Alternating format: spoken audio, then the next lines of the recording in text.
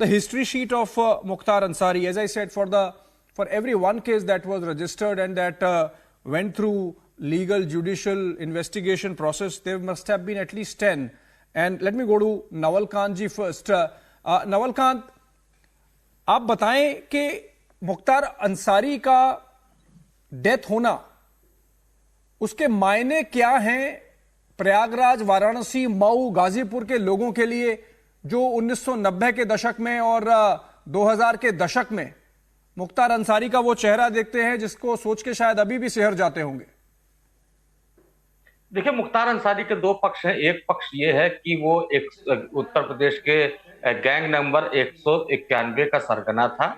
दूसरा पक्ष ये है कि वो चुनाव जीतकर विधानसभा में पहुंचा था। दोनों रसूख आपसे मैं उसका डिस्कस करना चाहूंगा। देखिए, उसके खिलाफ 65 से ज्यादा मामले दर्ज हुए थे, 21 से ज्यादा मामले चल रहे थे, लेकिन उसके खिलाफ कोई सजा नहीं होती थी। उसके खिलाफ उसको खाली जेल में बंद कर दिया जाता था, लेकिन कोर्ट से कुछ नहीं होता था। लेकिन पिछले कुछ सालों में, मैं कहूंगा कि मात्र 1.5 सालों में 7-8 केसों में उसको सजा हो चुकी है, जिसमें से 2 उम्र कैद की सजा है। तो जाहिर सी बात है, उसका बड़ा रसूख था, बड़ी ताकत थी। और नंदलाल ढूंढा का अपहरण आपको याद होगा, वो हिंदू पंथ नेता थे और बड़े बिजनेसमैन थे। देखिए, जब पॉलिटिशियन उत्तर प्रदेश के, मैं आपको बताऊं कि यहाँ पे जब नेता जो अपराधी थे, बाहुबली थे, वो पहले नेताओं को जिताते थे, फिर उनको लगा मैं खुद क्यों नहीं जीत सकता हूं। उसके बाद इस तरह के गैंगस्टर आना शुरू हुए और एक जैसे पॉलिटिक्स में होता है कि हिंदू वोटर और मुस्लिम वोटर, इसी तरह का माहौल पूर्वांचल में भी हुआ। और एक तरफ मुख्तार अंसारी अतीक थे, एक तरफ ब्रिजेश सिंह, कृष्णानंद राय और तमाम लोग थे। इस तरह का पूरा माहौल क्रिएट हुआ था। लेकिन राजनीति की दखल आप इस तरह से समझ सकते हैं कि जो 2009 का वाराणसी का चुनाव, लोकसभा का चुनाव हुआ था, उसमें जो मुरली मनोहर जोशी बीजेपी के प्रत्याशी थे और अंत तक लग रहा था लगातार वो पीछे चल रहे थे मुख्तार अंसारी से, और लास्ट में वो जीते हैं, तब जीते हैं जो इस समय कांग्रेस के प्रदेश अध्यक्ष है अजय राय, वो भी कांग्रेस से चुनाव लड़ रहे थे। और उन्होंने, चूंकि उनकी भी दुश्मनी रही है मुख्तार से, तो उन्होंने अपने वोट, ये कहा जाता है कि डलवाए मुरली मनोहर जोशी को, तब मात्र 20,000 वोटों से जीतते थे। तो राजनीतिक रसूख भी मुख्तार अंसारी के पास है।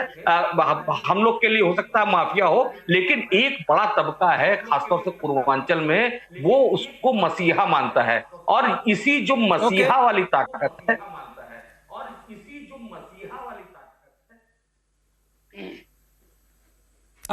मैं ये कहना चाह रहा हूं, हाँ, मैं कह रहा था कि जो उसकी मसीहा वाली ताकत है, वही नेताओं को, खासतौर से जो सेकुलर पॉलिटिक्स करते हैं, या सीधे सीधे शब्दों में कहें जो मुस्लिम वोटों की पॉलिटिक्स करते हैं, वो आकर्षित करती है। और इसी वजह से आप देख रहे होंगे कि इस मामले में, जिसमें अभी क्लियर भी नहीं है कि अभी इसकी जांच भी होनी है, और जो घोषित सरकार की तरफ से किया गया है कि उसकी मौत हार्ट अटैक से हुई है, उसको छोड़ करके लोग बातचीत कर रहे हैं कि कह रहे हैं, ट्वीट कर रहे हैं कि ये जो है एक तरह की हत्या है, कस्टोडियल हत्या। कस्टोडियल बेटा, अगर मुझे 10 सेकंड दे तो एक बात और मैं कहना चाहूंगा कि वो तो इन्वेस्टिगेशन में आएगा जी। और ये देखिए, आप इसका सोचिए ना, कि पिछले दिनों में आएगा 51, हाँ जी, 51 कस्टोडियल हत्या हुई। 51 इस 7 साल 8 साल के योगी के कार्यकाल में 65 हुई थी समाजवादी पार्टी के कार्यकाल में। लेकिन 65 और 51 को जोड़ लीजिए तो अब तक कितनों में विपक्ष ने मुद्दा उठाया है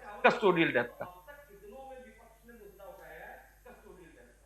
ठीक है, सही बात है। पर जो मेरे को बात समझ में आ रही है, मैं हेमंत तिवारी जी से पूछना चाहूंगा कि ये जो रॉबिनहुड वाली इमेज बनाई जाती है, जैसे अभी नवल खान भी कह रहे थे कि माफिया की जो एक छवि थी कि वो मसीहा हैं कुछ एक तबके के, जिसको राजनीतिक पार्टियों ने, दोनों ने, समाजवादी पार्टी और बहुजन समाजवादी पार्टी ने भुनाया।